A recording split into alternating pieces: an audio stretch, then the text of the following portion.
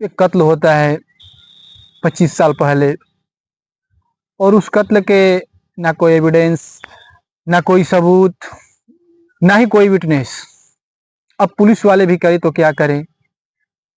अब पुलिस वाले ठान लेते हैं कि इस केस को सुलझा कर ही रहेंगे। अब पुलिस वाले अपना जहीन से जहीन दिमाग लगाते हैं और इस केस को सॉल्व करने के लिए लग जाते हैं। तो हेलो, नमस्कार, आदाब, सत श्री अकाल। मैं दया शंकर।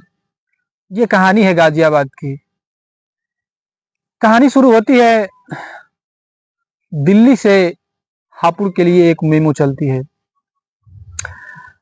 और वो मेमो चलते है, और जैसे ही वो गाजियाबाद के पास पहुंचती है, अचानक आरपीएफ पे एक अनजान कॉल आता है, और आरपीएफ पुलिस वालों उसके पास फोन जाता है कि इस शटल के एक वार्ड में एक व्यक्ति की लाश पड़ी है और कुछ खून के धब्बे हैं। और वहाँ पे आरपीएफ की टीम पहुँचती है और देखती है। फिर आरपीएफ की टीम लोकल पुलिस वालों को इन्फॉर्म करती है, क्योंकि मामला कत्ल का था। अब लोकल पुलिस वाले आते हैं, देखते हैं।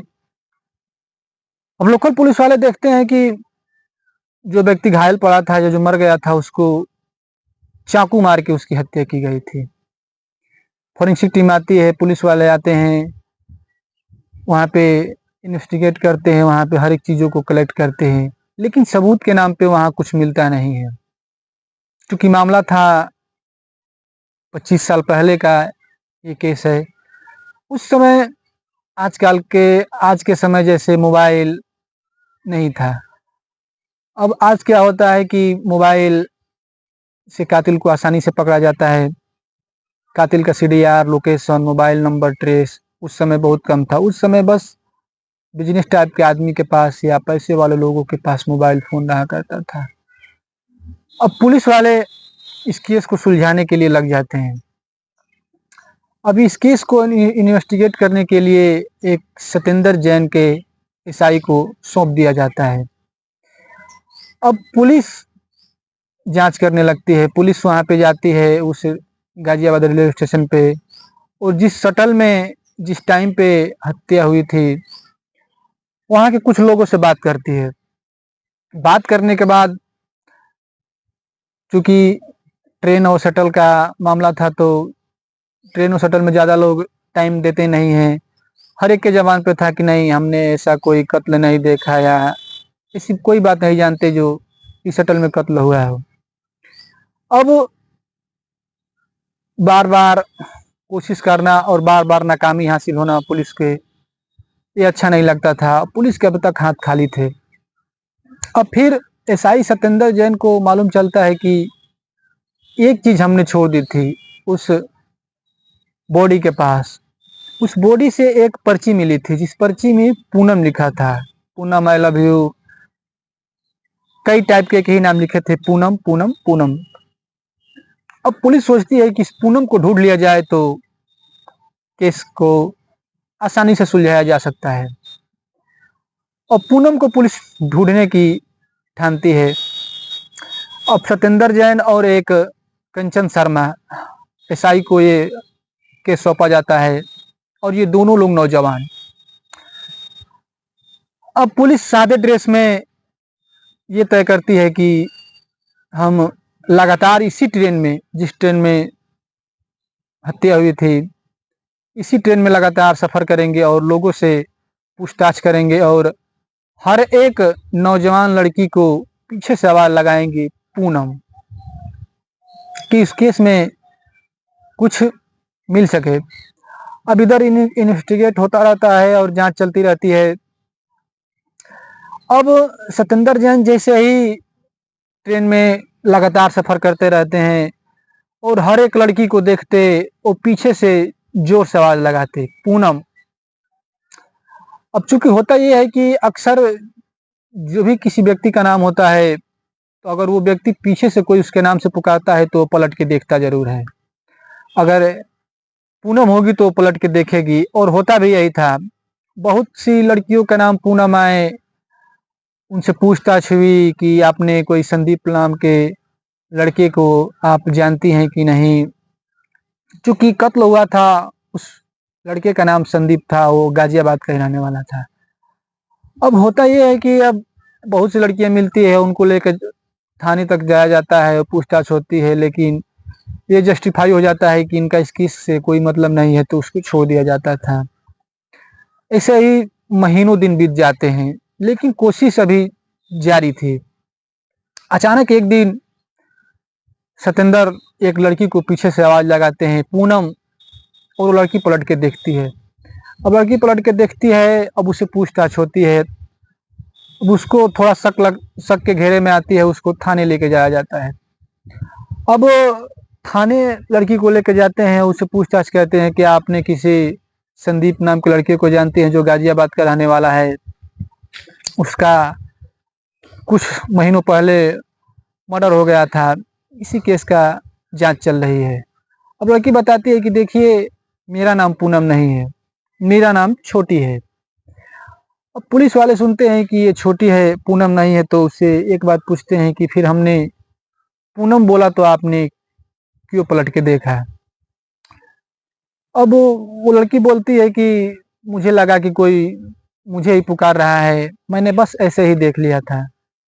पुलिस को लगता है कि नहीं, हो सकता है कि इसका कोई इस मैटर से लेना देना नहीं है, उसको पुलिस वाले छोड़ देते हैं।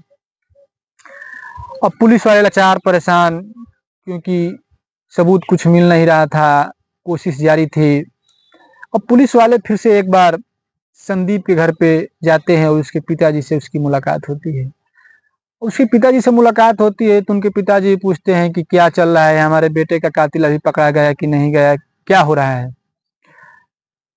इधर सत्येंद्र जैन बताते हैं कि पूनम लड़की की तलाश जारी है, एक लड़की मिली थी और उस पे हमारा शंका था, उसको हमने पूछताछ किया, लेकिन वो अपना नाम बोलती है कि मेरा नाम पूनम नहीं, छोटी है, और मैं इस केस के बारे में कुछ नहीं बता सकती, मुझे कुछ नहीं मालूम है। अब छोटी नाम जैसे ही उसके पिताजी सुनते हैं, बोलते हैं कि आपने उसको छोड़ क्यों दिया? अब पुलिस वाले बोलते हैं कि पूनम थी नहीं, चूंकि उसका नाम छोटी था तो इसलिए हमने छोड़ दिया।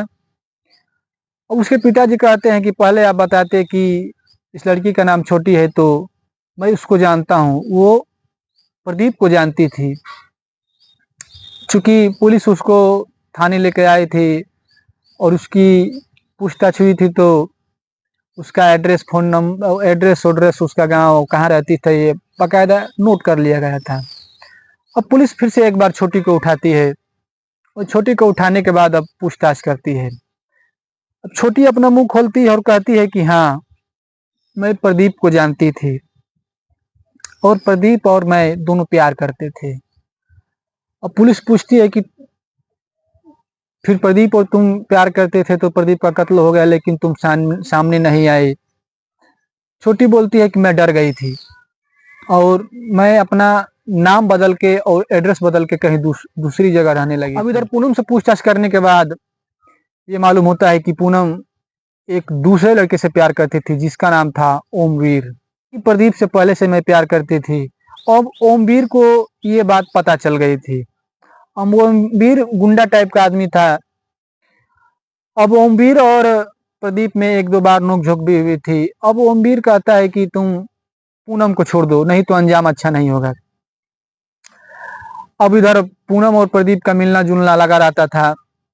अब ओमवीर अपने कुछ दोस्तों को साथ में लाता है और कहता है कि प्रदीप की हत्या कर दो, और उसके दोस्त प्रदीप की रैकी करते हैं और रैकी करने के बाद पता चलता है कि प्रदीप कब किस ट्रेन से जा रहा है, कहाँ काम करता है, कहाँ रहता है, कहाँ क्या खाता है, क्या पीता है। और एक रोज उसी शटल में दिल्ली से हापुड़ जाने वाली ट्रेन जो गाजियाबाद पहुंचती है, और उसके दोस्तों ने उसको चाकू मार के उसकी हत्या कर दी थी।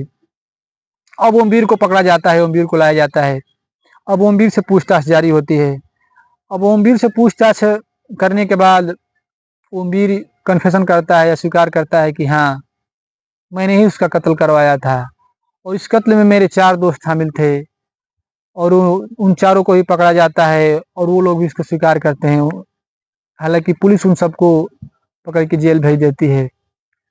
क्योंकि इधर पूनम उर्फ छोटी का कोई इस कत्ल से लेना देना नहीं था, तो पुलिस उसको क्लीन चिट दे देती है और उसको इस केस से बरी कर देती है।